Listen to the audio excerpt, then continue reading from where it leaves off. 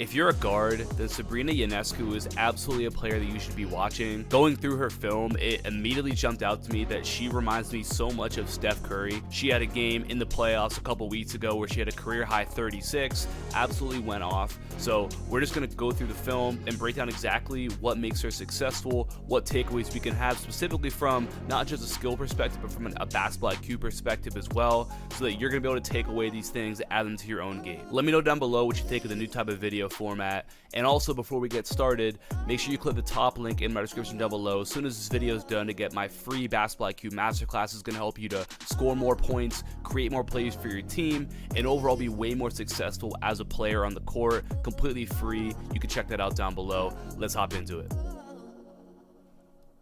So coming off of this first right here, it's almost like a zoom action coming to this little handoff. The defense is at more of like a over and drop coverage. So what you'll see is her defender right here is trailing her over the top. And this, in this case right here, she's coming off this handoff, so it's almost like a ball screen.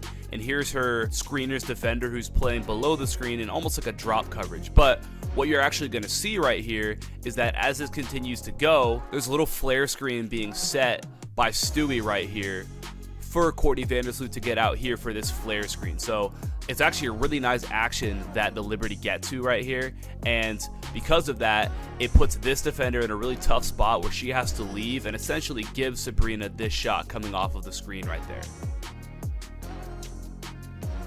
Now we see another ball screen situation, so same sort of over and drop coverage right here. And what you'll see really throughout the context of watching any great shooter is that a lot of times in ball screens, this is the coverage that defenses have to play, because you can't switch if they're decent with the ball in their hands. You're not going to switch that. You can't go under because they're just going to pull it. And so the option really is to play over and drop, where their defender's going over, and this defender is essentially stopping the drive, but also they want to be in a position to where they're close enough to the three-point line that they could theoretically contest that shot right there.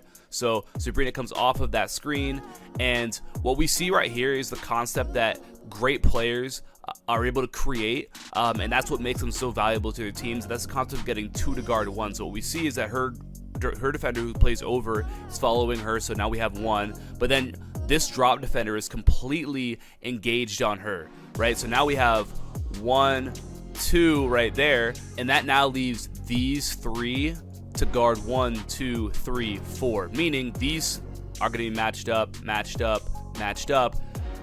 Her teammate right here is going to be completely wide open as she continues on right here. So that's the value of getting 2 to guard 1. So she continues downhill. Now, obviously, she's a great player, and so she's able to shoot that shot probably an and one if we really look at it right there. That looks like contact to me. So theoretically, right, if you didn't want to take that shot, she would be able to get right to just like a little pivot here as two guarding her. And if you have a teammate who's a good shooter, you can kick it out right there for a 3 or an attack. But obviously, she's a bucket getter, so she just went and got a bucket. I'd be mad too.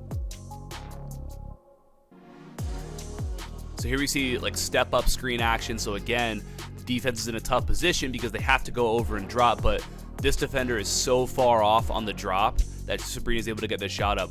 One thing I want to point out here that I really love is the footwork coming off of the screen.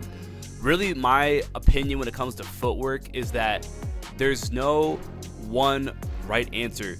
Especially off the dribble, you have to have multiple types of footwork that you can get to, and we see her right here hop off her inside foot, landing on 2, getting up into her shot quickly. And so what this allows her to do is just get into the shot as quick as possible. So you'll see that right step there where she'll hop off of that, land on 2, and she's already up into her shot.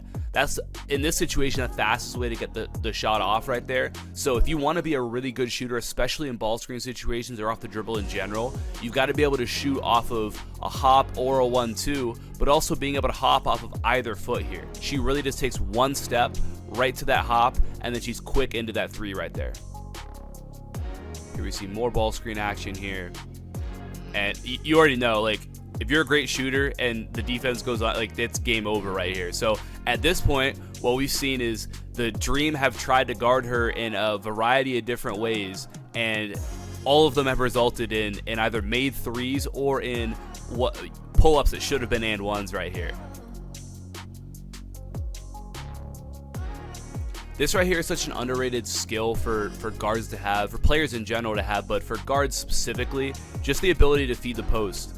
Like with the team that I coach, this is something that we're big on in our offense, is finding steal opportunities. So if you're this player right here, recognizing when you have leverage and how to be able to seal and create an opportunity for Sabrina to give that pass right there. You can see she's working to be able to get her position to get a good angle right there, and then she's just going to give that left arm as a target right here. Also, being able to be this player with the ball, be able to handle that on-ball pressure and still place the ball in a position where only your teammate's going to be able to get it. It's such a valuable skill to have, to first be able to recognize those opportunities, but then be able to get your teammates the ball as well right here. So this is something that's super underrated, super important for guards to be able to do.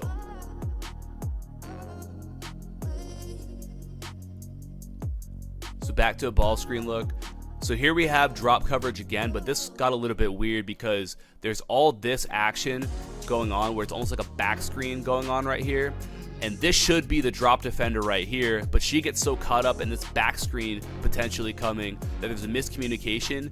And really, how I look at it is that this is just kind of poor defense. You basically are putting her teammate in a position where she's unguarded, essentially. Drop coverage is miscommunicated. She gets right downhill. But really, I think the important thing to understand is you can look at this and say, oh, it's bad defense. Oh, they messed it up, and they did. But the only reason that is because even at this far out, her defender can't go under the screen because she's going to pull it, and she's already proved that she can make those types of shots. So this is why I'll always say that shooting is by far the most important skill to have, and if you can't make shots like this consistently, it has to be the number one priority of your training, of the things that you're doing to get better, because this is what it leads to, is it puts your defender in a tough spot, and if the help defense messes up at all, then you're going to get easy buckets out of it like we see right here.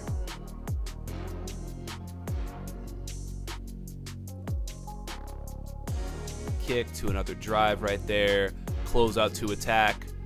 This is another situation that I think is really important for players to have. So I kind of mentioned in my the Basketball IQ Masterclass that I have, like I said, completely free, top link down below. We actually talk about this. This is called dominoes, and this is what we want to create as a player as often as possible. So how this really starts off here is that you'll see, okay, Stewie's defender falls, meaning help defense is going to have to rotate. So you'll see 15 rotate across to be able to stop her.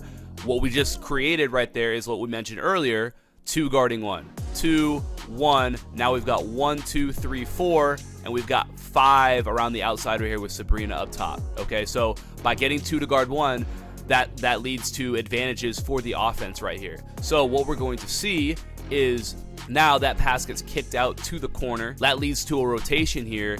This is where the dominoes start to fall. Okay, because one defender lost, meaning her defender fell, one had to rotate over, there's a domino that fell. That means another defender has to rotate out to take her player. Now we have another domino falling. Now we see her attack this closeout right here. Now Sabrina's defender has to come and step up and help. That's another domino falling.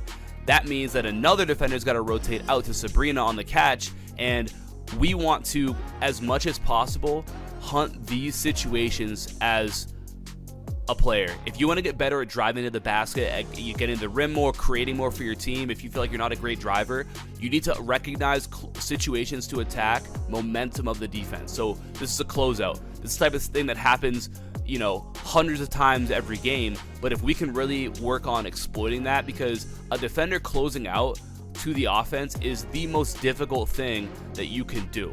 It's really, really hard to successfully get there, take away the shot, especially when we have a great shooter, and then not get beat on the drive. Sabrina knows this, so she's going to attack this closeout, which leads to another easy bucket at the rim for her.